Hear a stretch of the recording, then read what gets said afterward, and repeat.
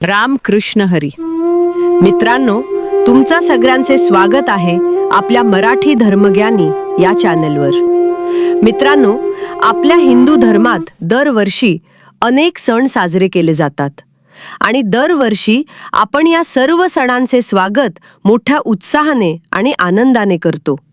आपल्या मराठी नववर्षाचा पहिला दिवस म्हणजे गुढीपाडवा. गुढीपाडवा हा चैत्र शुद्ध प्रतिपदेला साजरा होणारा मराठी नववर्षाचा पहिला दिवस.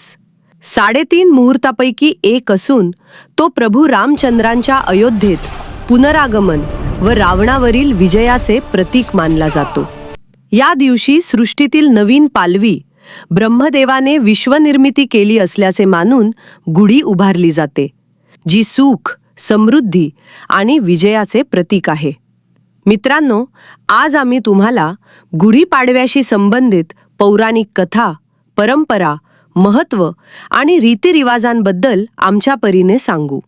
पौराणिक कथेनुसार सत्ययुगात म्हणजेच रामायण काळात जेव्हा रावणाने माता सीतेवर हल्ला केला, तेव्हा माता सीताचे अपहरण झाले आणि जेव्हा भगवान रामांना कळले की लंकेचा राजा रावणाने माता सीतेचे अपहरण केले आहे, तेव्हा ते तिला शोधण्यासाठी दक्षिण भारतात गेले, जिथे त्यावेळी राजा बाली राज्य करत होता. एके दिवशी भगवान राम आणि लक्ष्मण सुग्रीव यांना तिथे भेटले.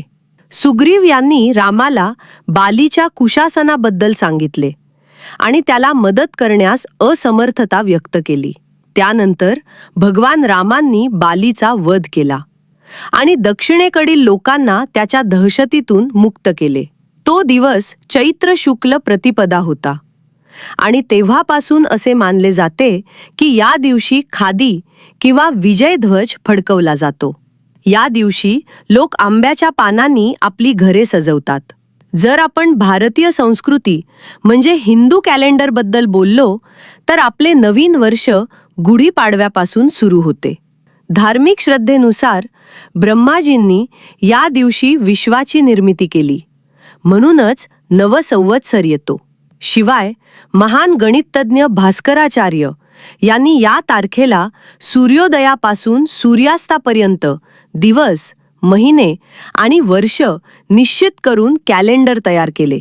काही विद्वानांचा असाही विश्वास आहे की शालिवाहन नावाच्या राजपुत्राचा मुलगा शत्रूंनी छळला होता, परंतु तो एकटा असल्याने तो त्यांचा प्रतिकार करू शकला नाही. त्याने एक युक्ती रचली आणि सैन्याशी लढण्यासाठी मातीचे सैनिक तयार केले. त्यानंतर त्याने त्यांची एक सेना तयार केली, त्यांच्यावर पाणी शिंपडले आणि त्यांच्यात जीवन फुंकले. असे म्हटले जाते की जेव्हा शत्रू आला तेव्हा राजपुत्राने त्याने तयार केलेल्या सैन्यासह शत्रूशी युद्ध लढले आणि जिंकले. तेव्हापासून शालिवाहन शक सुरू झाला. या विजयाप्रित्यर्थ शालिवाहन शके सुरू होऊन नवीन वर्षाची सुरुवात होते. या दिवशी पंचाग वाचन करून आणि देवी सरस्वतीचे पूजन करून हिंदू नववर्षाचे स्वागत करण्याची प्रथा आहे. याच दिवशी भगवान विष्णूंनी मत्स्यरूप धारण करून शंकासुराचा वध केला. त्या मत्स्यरूपी विष्णूंचा जन्म चैत्र शुद्ध प्रतिपदेचाच. शंखासूर नावाचा सागरापासून उत्पन्न झालेला आणि सदैव सागरातच वास्तव्य करणारा बलाढ्य राक्षस होता.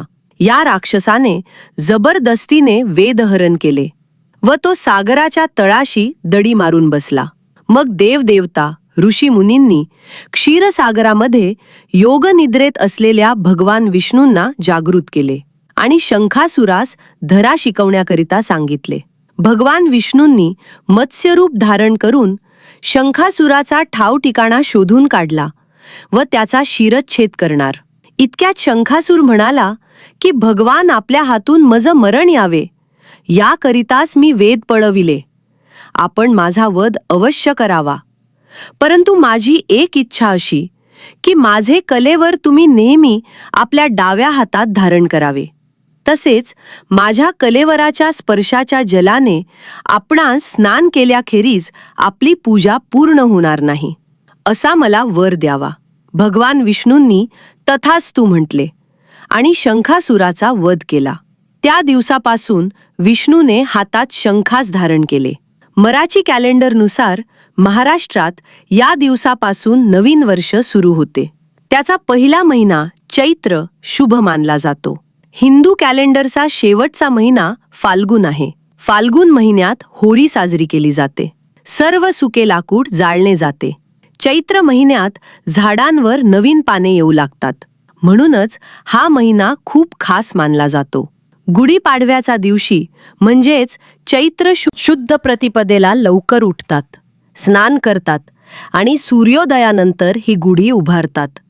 या दिवशी महाराष्ट्रात लोक घराच्या प्रवेशद्वारी उंचावर गुढी उभारतात.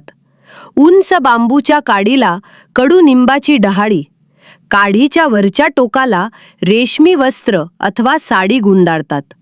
फुलांचा हार आणि साखरेची गाठी बांधून त्यावर तांब्या धातूचे भांडे बसवले जाते. गुढीचा बांबू पाटावर उभा केला जातो. तयार केलेली गुढी दारात उंच गच्चीवर लावतात. गुढीला गंध, फुले, अक्षता वाहतात व निरांजन लावून उदबत्ती दाखवतात. दुपारी गोडाचा नैवेद्य दाखवून संध्याकाळी पुन्हा हळद कुंकू फुले वाहून गुढी उतरवली जाते. या दिवशी आनंद साजरा करीत नातेवाईकांना, मित्रमैत्रिणा नववर्षाच्या शुभेच्छा दिल्या जातात.